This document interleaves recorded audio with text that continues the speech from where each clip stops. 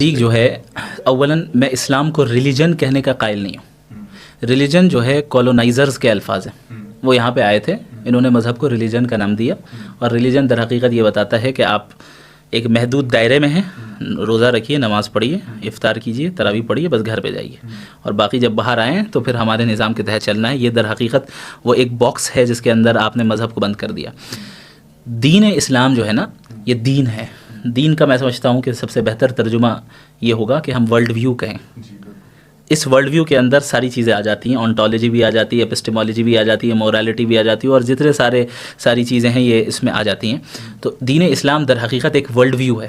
تو اب اس world view کے پاس جو ہے, آپ پالیٹکس میں جائیں گے ادھر بھی اس کی رائے ہوگی, آپ اکانومی میں آئیں گے ادھر بھی اس کی رائے ہوگی, آپ ایجوکیشن میں آئیں گے ادھر بھی اس کی رائے ہوگی, آپ ورشپ کرنے عبادت میں آئیں گے ادھر بھی اس کی رائے ہوگی.